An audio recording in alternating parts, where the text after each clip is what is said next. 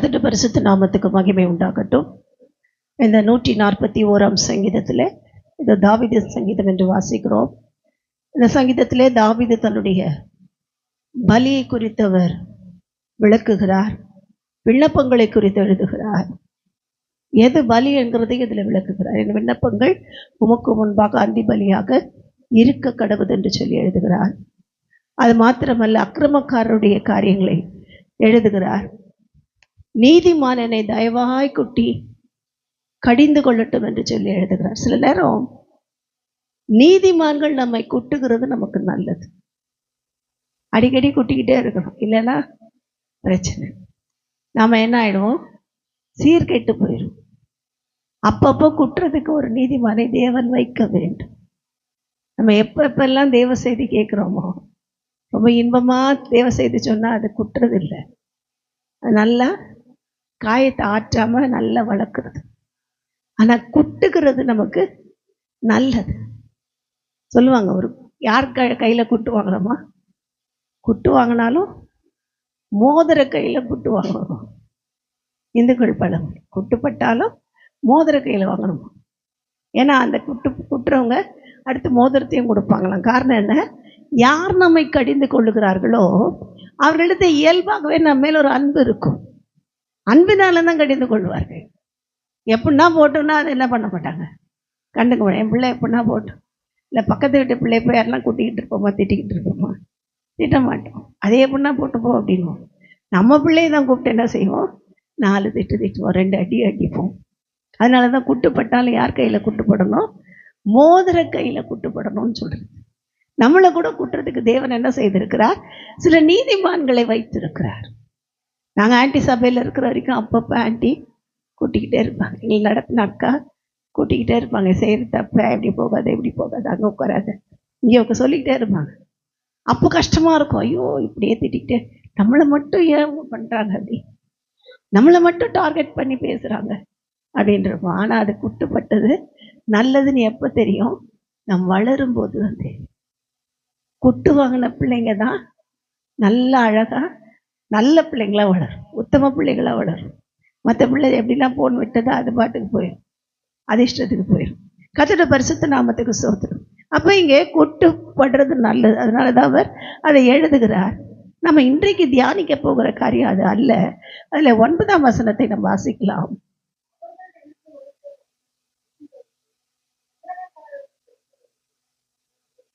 ஆமாம், 2 காரியத்தை இங்கே எழுதுகிறார். அவர்கள் எனக்கு வைத்த வலையின் சிக்குகள், வலையின் சிக்குகளுக்கும் கண்ணியின் சுருக்குகளுக்கும் என்னை தப்புவையும். இன்னைக்கு சிக்கு சுருக்கு இதான் பார்க்க போகிறோம். சிக்கு சுருக்குலாம் சொல்லிட்டு இருக்காங்க. இன்னைக்கு மெசேஜ் அதுதான். எதை பார்க்க போகிறோம், சிக்குன்னா என்னது, ஏன் வருது சிக்கு, சும்மா வராது. கர்த்தருடைய பரிசுத்த நாமத்துக்கு ஸ்தோத்திரம். ஏன் போய் சிக்கிக்கிட்டாங்கன்னு சொல்லுவாங்க. அப்சலோமை குறித்து பார்க்கிறோம். அப்பாவுக்கு விரோதமாக எழுப்பிட்டான், ஆட்சியை பிடிச்சிட்டான், ஒரு சண்டை நடக்குது, வேகமாக ஓடி வருகிறான். வந்து எப்படியா தப்பிச்சிடலாம், எப்படியா உயிராக தப்பிச்சா போதும்னு ஓடுறான். அவன் எங்கே சிக்கி கொண்டான், ஒரு பெரிய கர்வாலி மரத்தின் அந்த கிளைக்குள் சிக்கி கொண்டான். அந்த விழுதுகளுக்குள் சிக்கி கொண்டான். வெளியே வர முடியல. ஏன்னா அவனுக்கு முடி ஜாஸ்தி, அவன் முடியே அவனுக்கு சிக்கா போயிடுச்சு. கர்த்தருடைய பரிசுத்த நாமத்துக்கு ஸ்தோத்திரம். அதிக முடியுடையவன், நான் வேதத்தில் வாசிக்கும் போது அது எழுதப்பட்டிருக்கிறது. ஹைட்டும் ஜாஸ்தி, போய் மாட்டிக்கிட்டான். அது நிமித்தம் அவன் என்ன செய்தான், தன் ஜீவனை எழுந்தான். அதனால சிக்குகள் ஏன் வருகிறது, விரோதமா தேவனுக்கு சித்தம் இல்லாததை நாம் செய்யும் போது சிக்குகள் தானாய் உருவாக்கப்படும். கர்த்தருடைய பரிசுத்த நாமத்துக்கு ஸ்தோத்திரம். சிக்குகள் நமக்கு விரோதமாய் உருவாக்கப்படும், கண்ணிகள் நமக்கு விரோதமாய் வைக்கப்படும். இந்த கண்ணிகள் அப்படின்னா நல்ல எக்ஸாம்பிள் என்னன்னா, புறாக்களுக்கு அந்த கண்ணி வைப்பாங்க. புறாக்கள், மான்கள், காட்டில் இருக்கிற வேடர்கள் பெரிய வலை விரித்து என்ன செய்வாங்க, அது மேலே விதையை போட்டுருவாங்க. விதையை போட்டு அதுக்கு மேலே மண்ணெல்லாம் அது வலை மாதிரி தெரியாது. அது பார்க்க புறாக்களுக்கு என்ன தெரியாது, வலை மாதிரி தெரியாது. அதில் விதையெல்லாம் போட்டோன்னே இது இயல்பாக வந்து என்ன பண்ணோம், நல்ல விதை இருக்குது, சூப்பராக இருக்குது, வந்து உட்காருங்க. அப்படி கூட்டமா வந்து உட்காரும்போது இந்த வலை என்ன செய்யும், ஒரு பக்கம் இழுத்துக்கொள்ளும், உடனே சுருக்கிடும். இந்த சிக்கை என்ன பண்ணும், வலை உடனே சுருக்கி அது காலை எல்லா காலம் மாட்டிக்கொண்டு எதாலையும் பறக்க முடியாது. வேடன் வந்து தூக்கி கொண்டு போற வரைக்கும் அவைகளால் பறக்க முடியாது. ஒரு பட்டிமன்றத்தில் ஒரு கதையை கேட்டேன், அது ரொம்ப நல்லா இருந்துச்சு, அதுக்காக சொல்றேன். அந்த என்ன செய்தான், ஒரு மனிதன் அநேக புறாக்களை வளர்த்து வந்தான். இந்த புறாக்கள் வேடனுடைய வலையில மாட்டிக்கொள்ளக்கூடாதுன்னு இந்த புறாக்களுக்கு ஒன்று சொல்லி கொடுத்தான், மனப்பாடமா ஒன்று சொல்லி கொடுத்தான். வேடன் வருவான்,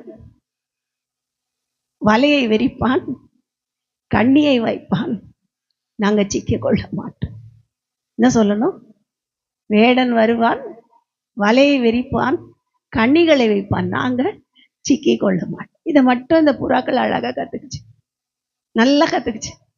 எப்பயும் சொல்லுது, மனப்பாடமா சொல்ல ஆரம்பிச்சிச்சு.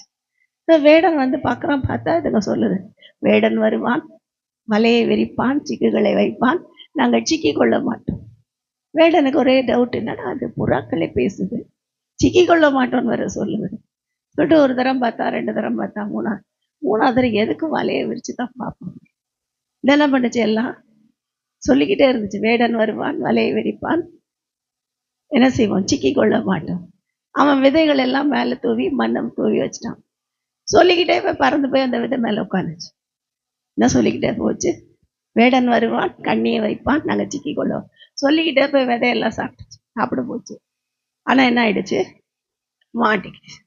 இன்னைக்கு நம்ம கூட அப்படிதான், நமக்கு எழுதி கொடுத்துட்டாரு தேவன், நாமளும் புறாக்களை தான் இருக்கோம், புறாக்களை போல தான் இருக்கோம். எழுதி கொடுத்துட்டாரு பைபிளை. நம்மள என்ன சொல்றோம், வேடன் வருவான், வலையை வைப்பான், நாங்க சிக்க மாட்டோம், எங்களை நீ ஒன்றும் பண்ண முடியாது பிசாசே, அப்பாலே போ சாத்தானே சொல்லிக்கிட்டே தான் இருக்கிறோம். ஆனா எங்க போய் உட்கார்றோம், அது தெரியாம வலை மேலேயே போய் உட்கார்றோம். அது மேல இருக்கிற விதைகளையே சாப்பிட வாஞ்சிக்கிறோம். சில நேரங்கள்ல இந்த விதைகள் எப்படி இருக்கிறது, கள்ள உபதேசங்களா இருக்கிறது. இதுலயே போய் உட்கார்ந்து இதை சொல்லிக்கிட்டே சாப்பிடுவோம். இப்படிப்பட்ட ஆட்கள் உண்டு இன்றைக்கு, அவைக்குரிய புறாக்கள். அதனாலதான் ஆண்டவர் சொன்னார், நீங்கள் புறாக்களை போல கபடற்றவர்களாய் இருந்தாலும் சர்ப்பங்களை போல வினா உள்ளவர்களா. ஏன் விரிக்கிறான், ஏன் வைக்கிறான், நாம மாட்டிக்கிட்டா என்ன ஆகும், அதெல்லாம் கேட்கணும். கேட்காமலே போய் எங்கன்னா போறது, எங்க பெரிய கன்வென்ஷன் எடுத்தா உடனே அங்க ஓடு, சபைக்கு வர்றது இல்லை. அந்த ஊர்ல பெரிய கன்வென்ஷன், இது வரைக்கும் ஆன்டி வீட்டில இருந்து இங்க வரைக்கும் நான் எந்த பெரிய கன்வென்ஷனுக்கெல்லாம் போனதில்லை. போனால் அகஸ்டின் ஜெபக்குமார் அவர்களோட வைக்கிற கன்வென்ஷன் இங்கே சென்ட் ஜார்ஜ் ஸ்கூலில் நடக்கும், இல்லை இந்த இதில் மைதானத்தில் நடக்கும், இங்கே டவுட்டன் மைதானத்தில், அங்கே தான் போயிருக்கும். வேற எதுக்கும் ஓடினது இல்லை, வேற எதையும் கேட்கணும். காரணம் இல்லை, வேடன் வருவான்னு தெரியும், கண்ணியை வைப்பான்னு தெரியும், தெரிஞ்சுக்கிட்டே போறது. கத்தோட பரிசுத்த நாமத்துக்கு ஸ்தோத்திரம். பிரதர் கேட்டாங்க, கால் இரும்புலியூர் போறது, தெரிஞ்சுக்கிட்டே தான் போகுது. வேடன் வருவான், கண்ணியை வைப்பான், சிக்கிக் கொள்ள மாட்டான் சொல்லிக்கிட்டே, அப்பாலே போ சாசை, அப்பாலே போ சாத்தானே போய் அங்கே போய் உட்காரு. கத்தோட பரிசுத்த நாமத்துக்கு ஸ்தோத்திரம். தேவன் ஏன் சொல்லுகிறார், மாட்டிக்க கூடாதுன்னு வசனம் எழுதி வச்சிருக்காரு. ஆனா நம்ம மாட்டிக்கிட்டே சொல்லிக்கிட்டு இருப்போம் வசனத்தை. அது நிமித்தம் தான் இன்றைக்கு அநேக ஆத்துமக்கள் கெட்டு போகிறது, வழி விலகி போகிறது, தவறான உபதேசங்களிலே கட்டப்படுகிறது. அப்ப இன்னைக்கு தேவன் சொல்றதெல்லாம், நான் புறாவை போல இருக்க வேண்டும், கபடற்றவர்களாய் இருக்க வேண்டும், அதே நேரத்தில் சர்ப்பங்களை போல வீணா உள்ளவர்களாயும் இருக்க வேண்டும். அப்பதான் கன்னிகளுக்கு தான் தப்பிக்கொள்ள முடியும். இந்த கன்னிகளை குறித்து எரேமியா சொல்லுகிறார், அதை வாசிக்கலாம். எரேமியாவின் தீர்க்கதரிசன புஸ்தகம் 50ஆம் அதிகாரம் 24ஆம் வசனத்திலே நாம் வாசிக்கலாம்.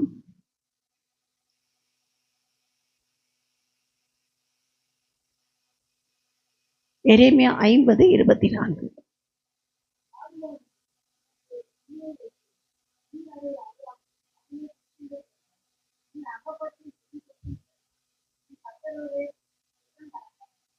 ஆமா, இந்த பாபிலோன் என்ன பண்ணுச்சு, தேவனுக்கு விரோதமாய் எழும்பினது. கர்த்தருக்கு விரோதமாய் இந்த பாபிலோனை உருவாக்கி அதை ஆசீர்வதிப்பேன்னு சொன்னவரே தேவன் தான். வெண்ணா அடிச்சு இது போய் சிக்கல மாட்டிக்கிச்சு. தேவன் தான் தெரிஞ்சுமே அவருடைய பௌத்திரன் அந்த கர்த்தருடைய பரிசுத்த நாமத்துக்கு ஸ்தோத்திரம். மகாபாபிலோன் நேபுகாத் நேச்சாருடைய பௌத்திரன் என்ன செய்தான்? திரும்ப விக்கிரகங்களை ஆராதிக்க ஆரம்பித்தான். தேவ பயத்தை விட்டான். கண்ணார பார்த்தான் தானியேல் மூலமா நடந்ததை. சாத்ராக் மேஷாக் மூலமா நடந்த அற்புதங்களை எல்லாத்தையும் நேரா பார்த்தாரு. பார்த்தாலும் அவன் புத்தி என்ன ஆயிடுச்சு? சிக்கி கொள்ள மாட்டோம் வைப்பாட்டிகளும் மறுமனையாட்டிகள் சொன்னதை கேட்டு அவர் போய் சிக்கிக்கிட்டார். கர்த்தருடைய பரிசுத்த நாமத்துக்கு ஸ்தோத்திரம். அதனால அவனோட ராஜ்யம் பறிக்கப்பட்டது. இன்றைக்கு அப்படிதான் ராஜ்யங்கள் பறிக்கப்பட ஒரே காரணம் என்ன? சிக்கி கொள்ள மாட்டோம்னு சொல்லிட்டு போய் மாட்டிக்கிறோம். கர்த்தருடைய பரிசுத்த நாமத்துக்கு ஸ்தோத்திரம். தேவன் வேண்டான்னு சொன்னதுல போய் மாட்டினா சிக்கிக்குவோம். வேண்டான்னு சொல்லிட்டாரு. இந்த மார்க்கம் வேண்டாம், இந்த வழி வேண்டாம், இந்த பாதை வேண்டான்னு சொல்றார் தேவன். இது தவறானது என்று சொல்லுகிறார். நல்லா தெரியும், தேவ பிள்ளைகளுக்கும் விக்கிரகங்களுக்கும் சம்பந்தமே இல்லை. தெரியும், தேவ பிள்ளைகளுக்கும் உலகத்தின் அந்த என்ன சொல்ற ரிச்சுவல்ஸ் சடங்காச்சாரங்களுக்கும் சம்பந்தமே இல்லைன்னு தெரியுது. போய் சிக்கிக்கிறது. சிக்கிக்கொள்ள மாட்டோம்னு உள்ள போய் உட்காந்து கர்த்தருடைய பரிசுத்த நாமத்துக்கு ஸ்தோத்திரம். இப்ப என்ன செய்ய கற்றுக்கொள்ள வேண்டும்? எது வலை என்று முதலாவது புரிந்து கொள்ள வேண்டும். எப்படி வலை வரும், அந்த வலையை எப்படி உடைக்க முடியும், கண்ணி வைத்தான் அதை எப்படி தகர்க்க முடியும்? வேதம் சொல்லுகிறது, வேடனுடைய கண்ணிக்கும் பாழாக்கும் கொள்ளை நோய்க்கும் அவர் தப்புவிக்கிற தேவன். கால்களை தப்புவிக்கிறார். நம்ம என்ன செய்கிறார்? இந்த சிக்குகளுக்கும் சுருக்குகளுக்கும் விலக்கி ரட்சிக்கிற தேவன். அவரால் செய்ய முடியாத ஒண்ணுமே இல்லை. அற்புதத்தின் தேவன். நாம தான் போய் மாட்டிக்கிட்டு கட்டுறோம். அப்பயே ஆண்டவர் கிருபையா சில நேரங்கள்ல நமக்கு மனம் இறங்கி என்ன செய்கிறார்? உதவி செய்கிறார். அப்ப இன்னைக்கு தேவன் சொல்றது, வேணாம் சொன்ன போகாதீங்க. தேவன் தடுத்ததுக்கு அப்புறம் போகாதீங்க. தேவன் வேண்டான்னு சொல்லிட்டா, கதவு அடைக்கப்பட்டா அதை திறக்க முயற்சி பண்ணாதீங்க. கர்த்தருடைய பரிசுத்த நாமத்துக்கு ஸ்தோத்திரம். இரண்டாவதாக ஒரு காரியத்தை நாம் வாசிக்கலாம். ஓசியாவின் புஸ்தகம் 9ஆம் அதிகாரம் 8ஆம் வசனத்தை வாசிக்கலாம். ஓசியா 9:8.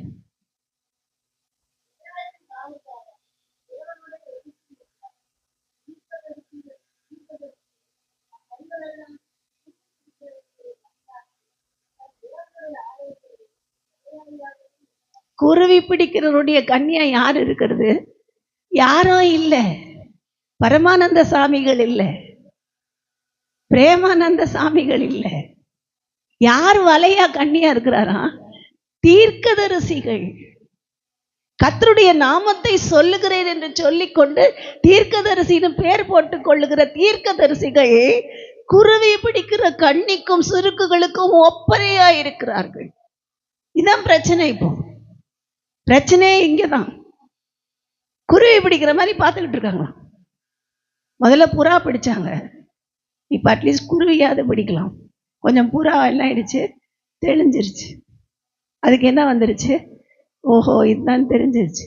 கபடற்ற சர்ப்பங்க புறாவை போல இருந்தாலும் வினா உள்ள சர்ப்பங்களாக மாறிடுச்சு. வேலை ஆகலை. அடுத்தது யாரை பிடிக்க வரோம்? இதில் குருவி இருக்கும்.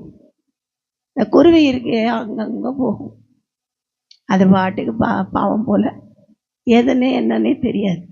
அது பாட்டுக்கு பாட்டு பாடி காட்டில் வனத்தில் போகிற இடம்லாம் போகும். ஆனால் இவன் தீர்க்கதரிசி என்ன பண்ணுறான்? இந்த வாரம் இந்த சபை, அந்த வாரம் அடுத்த சபை, இன்னொரு சபை. குருவி பிடிக்கிறோடைய கண்ணி தீர்க்கதரிசி தான் உட்கார்ந்துருக்கான்.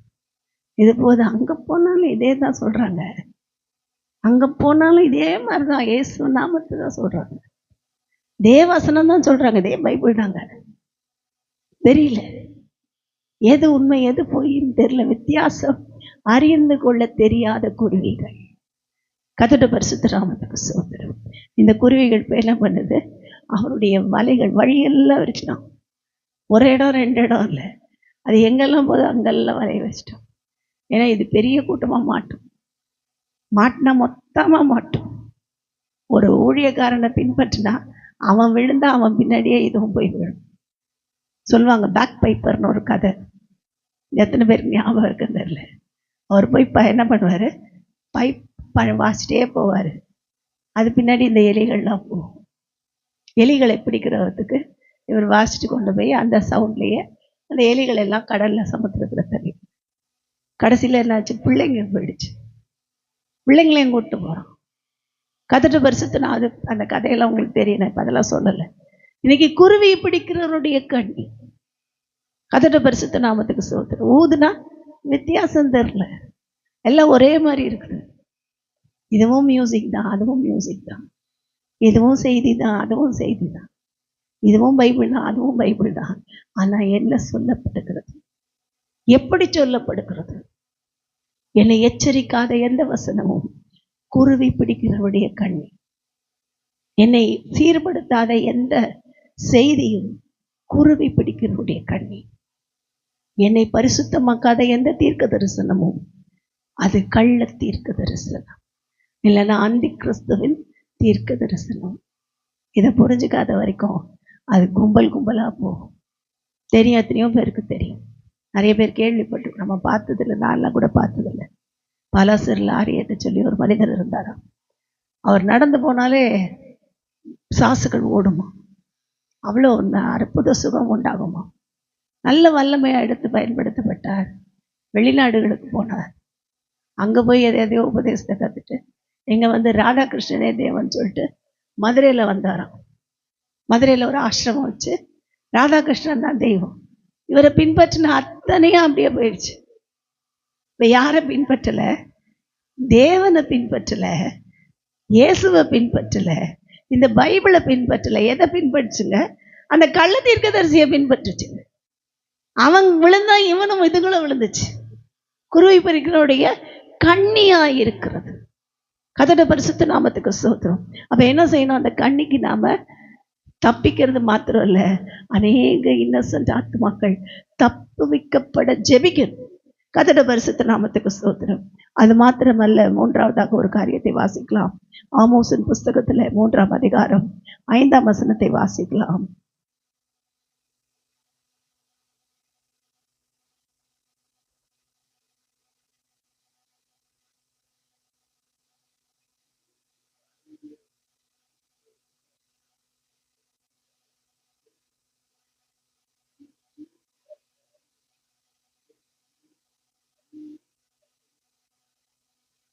குருவிக்கு தரையிலே சுருக்கு போடப்படாதிருந்தால் அது கண்ணியில் அகப்படுமோ?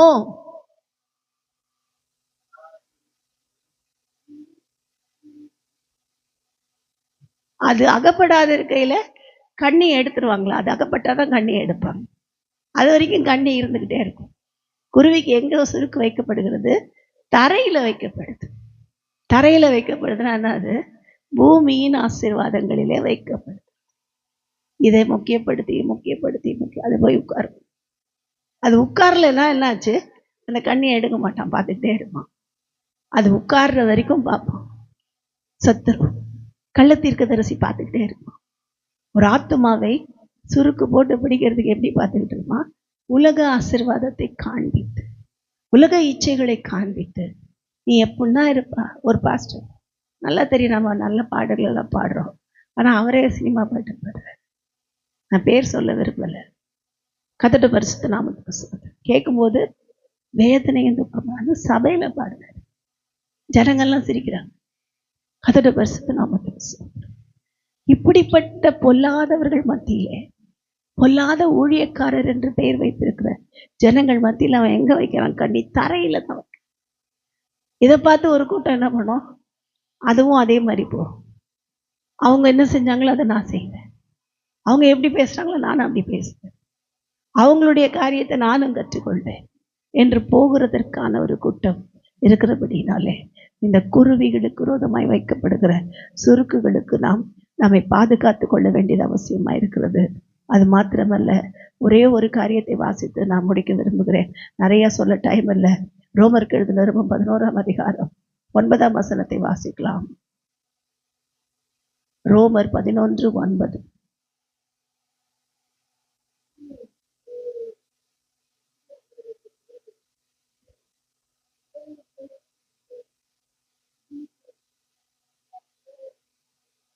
ஆமா, இங்க வாசிக்கிறோம்.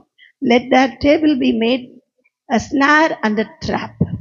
அவர்களுடைய பந்தி, அவங்களோட பந்தினா அர்த்தம்னா அவங்களுடைய ஐக்கியம், அவங்களுடைய அந்த ராபோஜனம், அவங்க எடுக்கிற அந்த பரிசுத்த திருவிருந்து அவர்களுக்கு கண்ணியாய் மாறிப்போம்.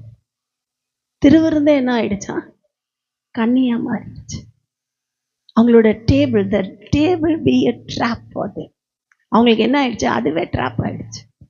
கர்த்தருடைய பரிசுத்த நாமத்துக்கு ஸ்தோத்திரம். இப்படிப்பட்ட ஒரு பரிதாபகரமான சூழ்நிலையில அநேகர் போய்கிட்டு இருக்காங்க. ஏன்னா நம் கர்த்தருடைய பந்தியை குறித்து அதிக ஜாக்கிரதையா இருக்க வேண்டும். அவருடைய சரீரத்தை குறித்தும் இரத்தத்தை குறித்தும் குற்றமற்றவர்களாய் நாம் காணப்பட வேண்டும். அதை எடுக்கும் போது பயத்தோடு, பக்தியோடு, நடுக்கத்தோடு அதை எடுக்க கற்றுக்கொள்ள வேண்டும். ஏதோ இந்த இங்கிலீஷ் பீப்புள் ஷேர் பண்ற இது ஃபுட்டு மாதிரி எல்லாரும் இன்னைக்கு எப்படின்னா, ஒருத்தர் சொல்றாரு இட்லி கூட எடுத்துக்கலாம், இட்லி கூட எடுத்து சாப்பிடலாம், அது கூட என்னவா கர்த்தருடைய பந்தியா. ஒருத்தர் சொல்றாரு ஏன் நம்ம வீட்டில் செய்யணும், நம்ம வீட்டில் செய்வாரு, எதையோ வாங்கி இட்லி கட் பண்ணி கொடுங்க, எல்லாமே பந்தி தானே. அப்பம் அவங்க அன்னைக்கு அப்பம் சாப்பிட்டாங்க, நம்ம இன்னைக்கு இட்லி தான் நமக்கு அப்பம், ஸோ இட்லியை கட் பண்ணி கொடுங்க. ஒருத்தர் சொல்றாங்க நீங்க என்ன பண்ணுங்க, இல்லை அந்த ரோமன் கத்தோலிக்கர்கள் கொடுக்குறாங்களா ஒரு குட்டி அப்பம், அது அழகா இருக்கு, அது கொடுங்க. ஒருத்தர் கேட்டாங்க என்கிட்ட, அது எப்படி இருக்கு? ரொம்ப அழகா இருக்கு, அது கொடுங்க. என்னது அப்பம் என்ன ஆயிடுச்சு? அவரோட பந்தியிலே வைக்கப்படுகிற அப்பம் ஒரு பரிசுத்த ஊழியர்களால் செய்யப்பட வேண்டியது அவசியம். அன்றைக்கு எப்படி ஆசாரியர்கள் அதை பயத்தோடு பக்தியோடு அந்த சமூக தப்பத்தை தேவ சன்னிதானத்தில் வைத்தார்களோ, அப்படியே இன்னைக்கும் நாம வைக்கிற இந்த பரிசுத்த பந்தியில வைக்கிற அப்பமானது ஜபத்தோடு கூட செய்யப்பட வேண்டும், பயத்தோடு கூட செய்யப்பட வேண்டும். செய்யும் போது ஒரு பயம் இருக்கணும். அதை நினைச்சுதான் நான் ஆண்டி இருக்கும்போது ஆண்டி சொன்னாங்க, நான் என் கையால செய்வேம்மா, எனக்கு முடியறது இல்லை, உடம்பு நல்லா இல்லை, கஷ்டமா இருக்கு, அதனாலதான் வெளியில பிரெட் வாங்கி கொடுக்குறேன். ஆண்டி வருத்தப்பட்டதுனால நான் சொன்னேன், சரிங்க ஆண்டி, நான் வேணா சீக்கிரம் வந்து அந்த அப்பத்துக்கு பிசைஞ்சு நான் பண்ணி தந்துடுறேன். சரிம்மான்ட்டாங்க. 2 வாரம் செஞ்சேன். 3ஆவது வாரம் ஒரு பாஸ்டர் மெசேஜ் கொடுக்குறாரு, நீ எவ்வளவு துணிகரமாய் செய்கிறாய், இதை பாஸ்டர்ஸ் தான் செய்யணும், ஒரு லேடி செய்யக்கூடாது, அதை எப்படி செய்யலாம்னு அவர் மெசேஜ் கொடுக்குறாரு. எனக்கு ஒரு பக்கம் அப்போ ரட்சிக்கப்பட்ட புதிது, அதனால் ஒரு பக்கம் பயம். ஆனால் ஆண்டவர் சொன்னதுனால தான் நான் செஞ்சேன். ஸோ அதனால் நான் அதை பற்றி கவலைப்படலை. கர்த்தர் உங்களோட காரியங்கள் எல்லாம் அபத்தமாக்குவார். அவர் சொன்னார். ஆனால் அதுக்கப்புறம் இன்னைக்கு ஊழியம் செய்கிற வரைக்கும் கர்த்தர் எங்களை நடத்தி கொண்டு வருகிறார். என்ன ஆயிடுச்சு? யாரோ ஒருத்தர் விக்கிரகத்துக்கு படைச்சிட்டு அதில் பிரெட்டு செஞ்சால் சாப்பிட்றதுக்கு மனது இருக்கு. ஆனால் நாமளே செய்யும் போது அதை குற்றப்படுத்த அநேக ஊழியர்கள், அநேக கள்ள தீர்க்கதரிசிகள். இன்னைக்கும் அவருக்கு சபை இல்லை, அவர் உட்கார்ந்துருக்கார். அவரு தெரியும் நிறைய பேருக்கு, பாஸ்கர்னு அவர் பேர். கர்த்தருடைய பரிசுத்த நாமத்துக்கு சாலி சர்ச்சுக்கு வந்த பாஸ்டர். அப்ப என்ன நடக்கிறது? எல்லாமே வியர்த்தமா இருக்கிறது. சில நேரம் தேவன் நம்மிடத்துல எதை விரும்புகிறார் என்கிற அறிவு இல்லை, எதை எதிர்பார்க்கிறார் என்கிற நம்பிக்கை இல்லை. எதையோ நோக்கி ஓடிக்கொண்டிருக்கிறதுனாலே இது தப்பு, அது தப்பு, அப்படி தப்பு, இப்படி தப்புன்னு சொல்லிட்டு செய்ய வேண்டியதை விட்டுறோம், செய்ய வேண்டாதுக்கெல்லாம் முக்கியத்துவம் கொடுக்கிறோம். கர்த்தருடைய பரிசுத்த நாமத்துக்கு ஸ்தோத்திரம். அதுதான் கண்ணி, அதுதான் கண்ணியாய் மாறி போகிறது என்று வாசிக்கிறோம். இப்ப இன்றைக்கு தேவன் நம்மிடத்துல சொல்லுகிறதெல்லாம், இந்த பந்தி நமக்கு கண்ணியா மாறக்கூடாது. ஒவ்வொரு மாதமும் எடுக்கும்போது ஜெபத்தோட வாங்க, பயத்தோட வாங்க. எடுக்கும் போதே இயேசுவே உம்முடைய சரீரத்தை குறித்தும் இரத்தத்தை குறித்தும் குற்றமற்றவனாய் இருக்க எனக்கு உதவி செய்யுங்க, ஒப்பு கொடுத்துட்டு எடுங்க. கர்த்தர் நிச்சயமாய் நம்மை ஆசீர்வதிக்கிறது மாத்திரமல்ல, அந்த பந்தியிலே பரிசுத்தமாய் பிரவேசிக்கும் போதுதான் அவருடைய எலும்புகளுக்கும் அவருடைய அபிஷேகத்துக்கும் சொந்தமானவர்களாய் மாறுகிறோம், அவருக்கு உரிமை உள்ளவர்களாய் மாறுகிறோம். அப்பதான் இந்த கள்ள உபதேசம், கள்ள தீர்க்க தரிசனம், கண்ணி, வலை, சுருக்கு எல்லாம் என்ன செய்யப்படும்? உடை தெரியப்படும். தேவ பிள்ளைகளோட வாழ்க்கையில் இதெல்லாம் உடை தெரியும்னா தேவனுக்காக ஓட ஆரம்பிப்போம். இதனால கர்த்தர் கொடுத்த இந்த வார்த்தையின்படியே கர்த்தர் நம்மை ஆசீர்வதித்து சரியான பாதையிலே நடத்துவாராக. ஆமென்.